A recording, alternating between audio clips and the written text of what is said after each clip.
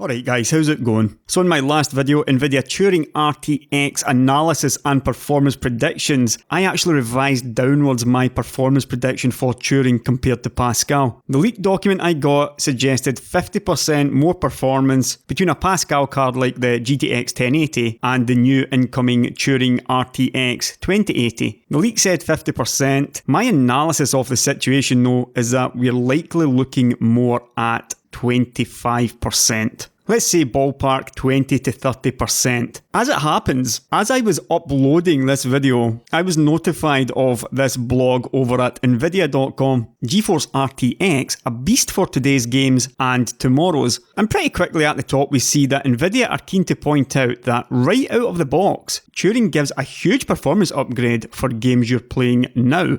And that GeForce RTX GPUs deliver 4K HDR gaming on modern AAA titles at 60 frames per second, a feat even that their flagship GeForce GTX 1080 Ti GPU can't manage. Now that's quite a statement to make, but nothing all that surprising because every time Nvidia has a new architecture on its way, they're always very keen to point out how slow their outgoing architecture is. But then we get this slide saying the impossible is now possible, 4K HDR 60Hz. Let's just take a quick look at this then. Yep, we've got a bunch of games where Nvidia is claiming 4K HDR 60Hz, and this is just the GeForce RTX 2080. Pretty impressive stuff. And then below we see a bar chart. And this bar chart will form the basis of the vast majority of this video, as I use it to point out just how easily Nvidia's marketing department can manipulate people into believing the impossible. So let's start right at the very top. RTX 2080, 2x 1080.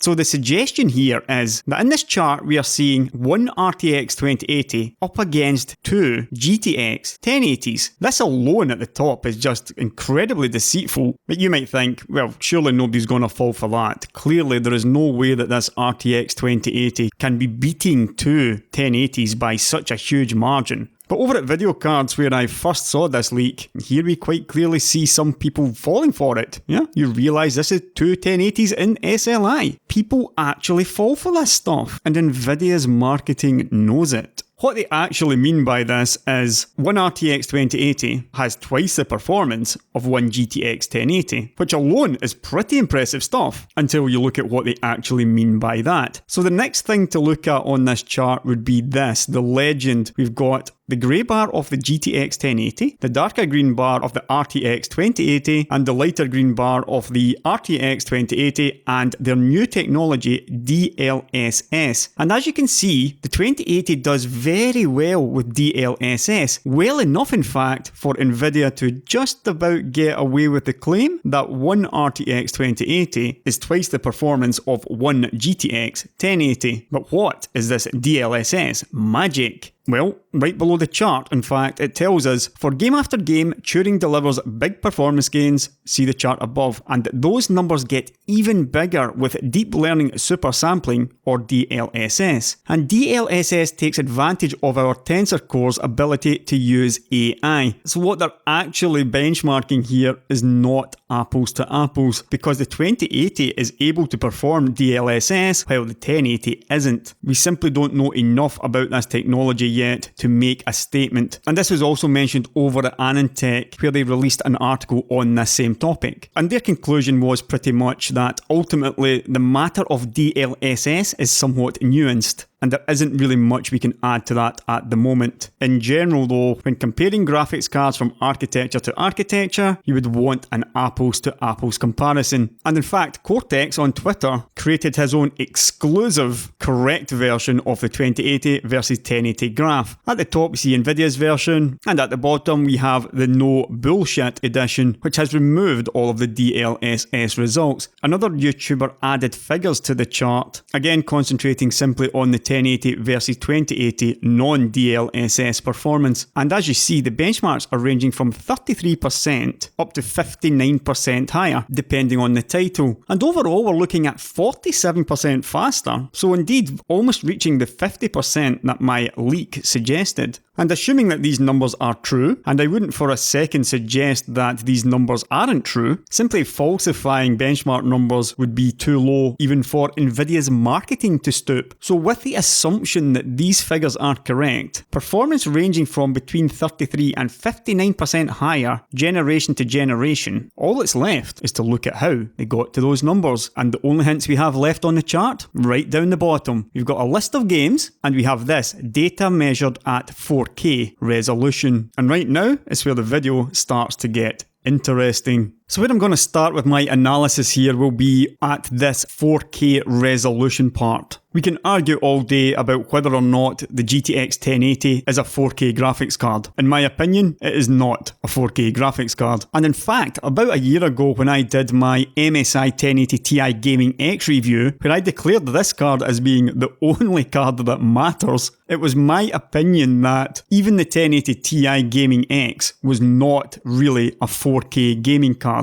Yet we can see that in almost all cases, it's got an average of 60 frames per second. But if you're averaging 60 frames per second, you're dipping below 60 frames per second. And as we can see, it was even as low as 51.5 in Mass Effect Andromeda. Now this is a graphics card that is around about 40% faster than a GTX 1080. My opinion of the 1080 Ti is that it was a great 1440p gaming card. So from that, I'm pretty sure you can figure out that, in my belief, the GTX 1080 is nowhere near a 4K gaming card, but Nvidia measured all this data at 4K resolution, and this is the reason why. If we go over to Tech Power Up and their GeForce GTX 1080 Ti Founders Edition review around 18 months ago. And one of the best things about the Tech Power Up reviews is their performance summaries, where they got a bunch of graphics cards and we can see the relative performance at 1080p, 1440p and 4K. So now I'm just going to bring up the calculator here, and what we're doing is we're comparing the GTX 1080 Ti to the GTX 1080. First of all, 1080p, and we can see 100, the baseline for the GTX 1080 Ti, and we divide that by 84, which is the 1080, equals, and we've got 1.19. In other words, the 1080 Ti at 1080p is only 19% faster than the GTX 1080. 19%, that's not an awful lot. But what happens when you move up to 1440p? The resolution which I said is more suitable for the 1080 Ti. Well, once again, we're at 100 baseline, but this time we're dividing by 78.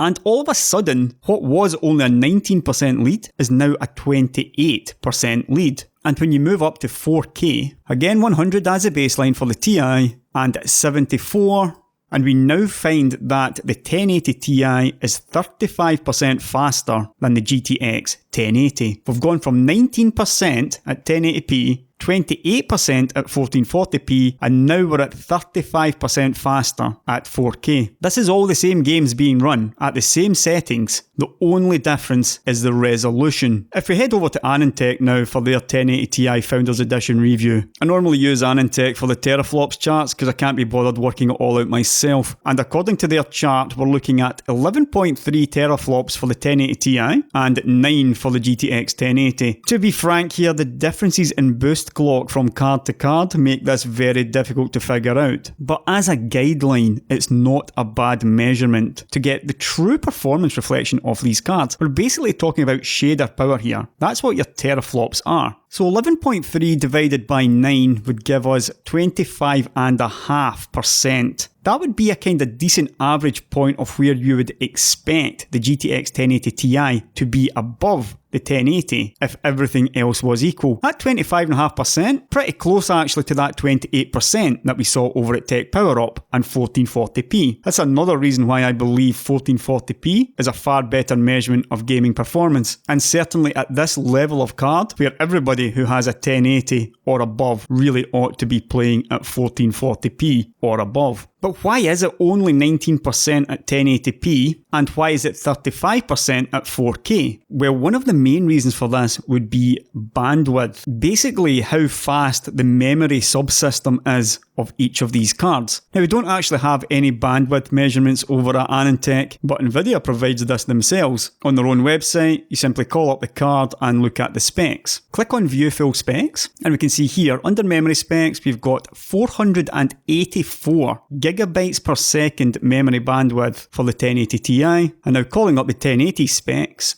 and again, View Full Specs, and we can see the memory bandwidth of the 1080 is only 320 gigabytes per second. 484 divided by 320, and you're looking at 51% higher memory bandwidth going from the 1080 to the 1080 Ti. Where is memory bandwidth most important? At higher resolutions. So essentially what you're looking at here is, at 1080p, memory bandwidth is much less of a limiter on performance. So this theoretical 25% difference in performance that there should be between these two cards, the 1080 and the 1080 Ti, that should have been around about a lower limit. So why 19% of a difference here? The reason for this is almost certainly that some of these games here will be CPU limited, because at 1080p there is a much higher chance of you running into a CPU limit. If the CPU is the limiter in any game, then it doesn't matter how fast your GPU is. You'll get to a stage where certain games will all perform around the same speed, regardless of how fast your graphics card is. Let's actually take a quick look through Tech Power Up's benchmarks and see if that's the case. Let's see if I can find one that's likely to be limited by CPU. Anno 2205, fair chance this one might be. Again, we're looking at 1080p. Now that looks like it's showing some kind of scaling there, in fact. Yeah, it's around about 24%, which is around about what you would expect to see in a non-bandwidth limited scenario. There's gotta be something in there though. This Total War Warhammer looks like a good bet. Only 16% difference here between the 1080 Ti and the 1080. That's at 1080p, but if we look at the 1440p results, 79.3 and 58.3, we're now up to 36%, and I can already tell by looking at this that the 4K results are in the 40% range, almost 38%. So here we can see a good indicator of why at 1080p the CPU is limiting the 1080 Ti, and that is why the relative performance is so much closer at 1080p compared to 1440p and especially at 4K. And I just said that bandwidth matters more at 4K, and we did see that this gap is 35%, whereas at 1440p the gap was only 28%. And essentially what is happening here is none of these cards are being limited by bandwidth at 1080p. At 1440p, none of these two cards still are being limited at 1440p by bandwidth, but once we get to 4K, the lower memory bandwidth of the GTX 1080 is now beginning to affect this card. It's not that the 1080 Ti is getting faster, the 1080 is getting slower because memory bandwidth is now the limiting factor on the card's performance. Is there any more evidence of this that we can see here? Well, let's compare the GTX 1070 to the Fury X. At 1080p, the GTX 1070, 72 divided by 62 is 16% faster. At 1440p, we're down to 10% faster, and at 4K resolution, the gap is down to 3%. Fury X, of course, has a lot more memory bandwidth than the GTX 1070. And in fact, you'll see this a lot with the AMD cards, which tend to overtake the equivalent Nvidia cards the higher the resolution goes. For example, here we see the 390X is faster than the 980, but as we see, it's the opposite story at 1080p, and surprise, surprise, they're almost level at 1440p. But getting back to this chart, if they wanted to show the 2080 in the best possible light, why would they bench at 4K? Would they not benchmark at a lower resolution? Yes, they would do if they were comparing it to the 1080 Ti, but that's not what they're doing. They're comparing it to the 1080. And as you know, the 1080 has a memory bandwidth of 320 gigabytes per second. The 1080 Ti has 484 gigabytes per second. And now looking at the RTX 2080 with its new 8 gigabytes of GDDR6 memory, and we see a memory bandwidth of 448 gigabytes per second. So in actual fact, the memory bandwidth of the RTX 2080 is much closer to the 1080 Ti than it is the GTX 1080, and this is why it performs better at 4K resolution compared to the GTX 1080. But remember, it's not about the RTX 2080 being faster here, this is more about the GTX 1080 being slower.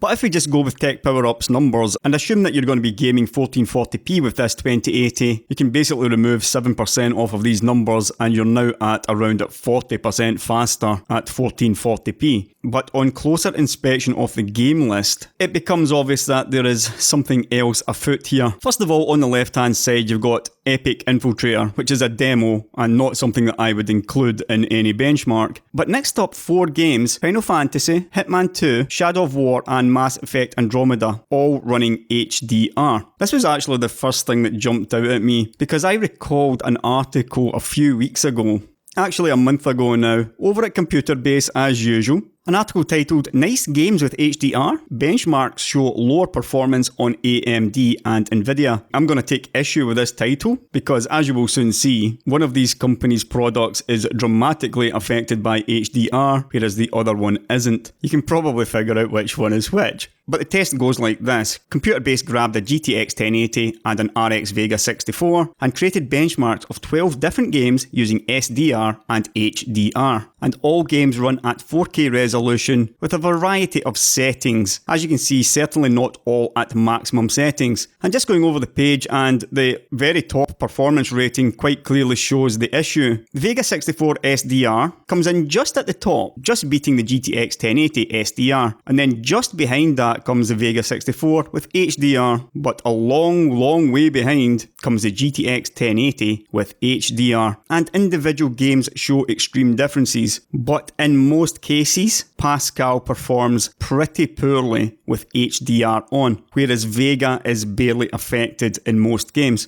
Now, what games did we have? Final Fantasy 15, Hitman 2, clearly we're not going to have that one to look at, Shadow of War and Mass Effect Andromeda. So let's have a scroll through this. Final Fantasy 15, and we can see the GTX 1080 losing 9% performance between SDR and HDR. Mass Effect Andromeda though, absolutely no difference. And this was unusual because most of the games did exhibit a big problem under HDR for the GeForce. But then looking at Shadow of War, again Vega is barely bothered by it, but Nvidia loses 16% with their GTX 1080. This is just the difference between SDR and HDR. Absolutely nothing else changed. A lot of people think it's just about the monitor, but it's not. It's about the colour space. You're moving from 8-bit to 10-bit colour.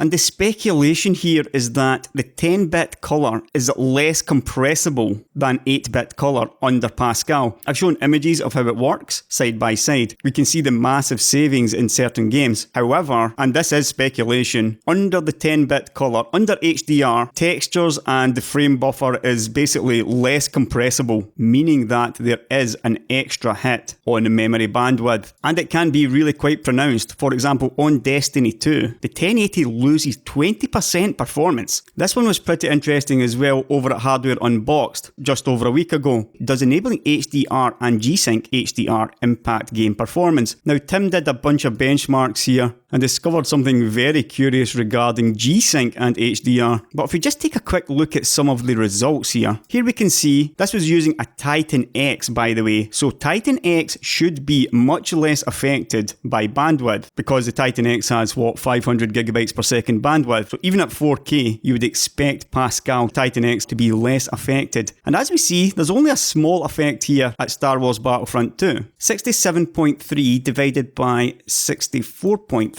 So that's a difference of 4.6%, simply by switching from SDR to HDR, and that's with the Titan X. Looking at the GTX 1080 though, and it's 11%. That's double the difference, simply from the GTX 1080 to the Titan X. But what was really interesting here, as I mentioned, switch on G-Sync and HDR, and the performance absolutely plummets. We don't really see much of an effect on Hitman. Assassin's Creed Origins shows some kind of scaling. There is a small drop there. But again, if we just concentrate SDR to HDR, 47.44, that's a 6.8% drop. Meanwhile, over at Computer Base, we've got a 14% drop. We're starting to see evidence here of the GTX 1080 being more affected by the combination of 4K resolution and HDR. 4 games on this chart have the combination of 4K resolution and HDR. We know that cards with higher bandwidth are less affected, and in fact, it may even be the case that Turing fixes this problem with Pascal completely. We've already seen that Vega is barely affected at all. And you may be thinking, well, we know what's happened here. Computer Base has clearly benchmarked the 1080, including G-Sync. But oh no, they didn't. The refresh rate was set to 120Hz and G-Sync was switched off off on Nvidia graphics cards for better compatibility. Computerbase contacted Nvidia regarding these results, but so far there were no answers, and that just got me thinking. Nvidia and their clever marketing, surely they didn't run this GTX 1080 at 4K HDR and G-Sync. Surely not even they would stoop so low. I don't believe that for a second. I am sure that Nvidia's marketing department would stoop so low. Regarding HDR, it's nothing new. 2 years ago over at GameStar, they did the same kind of test, and the conclusion was, in terms of image quality, AMD has a slight lead, as well as with the impact on performance. The RX 480 only dropped 1 to 2% in all of these HDR tests, whereas in case of Nvidia, they lost 10% even with the worst quality. That was the GTX 1060 up against the 480. So this is not something new. It may well be limited to Pascal, but it does appear that as soon as HDR is thrown into the mix, this is somehow affecting Pascal's memory compression. In theory, that's the theory, lowering the performance of the Pascal cards. And these 59% numbers, Shadow of War, 43% Hitman 2, 46% Final Fantasy, 47% Mass Effect Andromeda. What do you think the real numbers are here? SDR 1440p, you're looking at half of this gap. Nvidia have contrived a way to make the 1080 look as bad as possible through that combination of 4K resolution and HDR benchmarks, and quite possibly G-Sync as well. But wait a minute, you say, what about Wolfenstein 2? That's up at 60%. And this was a curious one to me. But then over at my Patreon Discord, I was reminded that Wolfenstein was an AMD title and one where they perform extremely well. It also has FP16, which Pascal lacks. And you can already figure out that Volta also does native FP16, and I don't know exactly about Turing, but I'm pretty sure it does as well. So yes, sneaky and rather clever by Nvidia to include this game as well. But there's one or two other games there. PUBG, but that's a multiplayer. Very difficult to get a really good benchmark from that. Arc as well. This GX3 one doesn't perform particularly well there. We're down at 37%. Shadow of the Tomb Raider. As we know, this is one of the games that Nvidia was heavily promoting with RTX. But they're down at 33% here. At 4K, remember, 33%. Hitman 2, 43, but again, that was HDR. We can be fairly sure that in all of these games here, all of these upcoming games, Nvidia's focus will have been Turing over the past 6 months or so. They are not focusing on Pascal here. They are trying to make Pascal look as bad as possible. Yet, we're down at the 35% mark here at 4K. But don't get me wrong here, Nvidia's marketing is doing everything that Nvidia's marketing should do. There's no lies here, but it's deceptive. Right from the very top in this 2x 1080, the inclusion of DLSS, just so that they can now say 2x 1080, I mean, these are the big numbers that people fall for. But in the end up, even with this demo in here, even with all these HDR benchmarks, even with Wolfenstein and its ability to run FP16, and even with all of their new games in there, it's still only come in 47% faster at 4K resolution. It just doesn't seem very likely that overall, at say 1440p, the 2080 cannot possibly be 50% faster than the 1080. And that is my analysis there. Right, so to finish this one off, and I'll go over to video cards again, whose leaks have been an absolute godsend during this. Nvidia also released this Turing shading performance versus Pascal, where they're talking about 50% achieved performance per core. We'll just ignore this VR Mark 1 as it's a synthetic result, but we're looking at 70% in the case of Sniper Elite 4, and gradually dropping down to still above 50% in a bunch of different games. So they are claiming that they're getting 50% achieved performance per core. And the 2080 does actually have more CUDA cores, 15% more than the 1080. How are they doing this? I don't actually know. But it's clear from the previous results at 4K that they are not going to be achieving 50% across the board. Clearly that is the case. They are talking about shading performance, so maybe higher clock speeds. And I've talked previously about how I do not believe that Turing will go much further than 2.2 GHz. We do also know, however, that the 2080, again looking at the specs, and it's 225 watts for the Founders Edition and 215 watt card normally. So that requires a 6-pin and an 8-pin. The 1080, I believe that was a 180 watt card. Yeah, it's a 180 watt card, so only needed an 8-pin connector. So basically speaking, the 2080, it's probably going to have higher clock speeds or a boost algorithm that allows it to maintain higher clock speeds. Note that this does only say Turing shading performance versus Pascal. It doesn't say how it's getting there. Shading performance is a combination of architecture and clock speeds. So don't be thinking about this just in terms of IPC. But this looks pretty impressive. And another possible reason, again over at Video Cards who leaked this yesterday, is that there's a new cache and shared memory architecture. You've got twice the L1 bandwidth and twice the L2 capacity. This is obviously going to help, and it's probably another reason why the chips are so large. They did this with Volta as well. Doubling the cache was not a massive surprise to me, and it should lead to better performance even with less shaders. But wrapping this one up, I said maybe 20-25% in my last video. I guess I've possibly overran in the opposite direction. Maybe 30% is going to be more reasonable.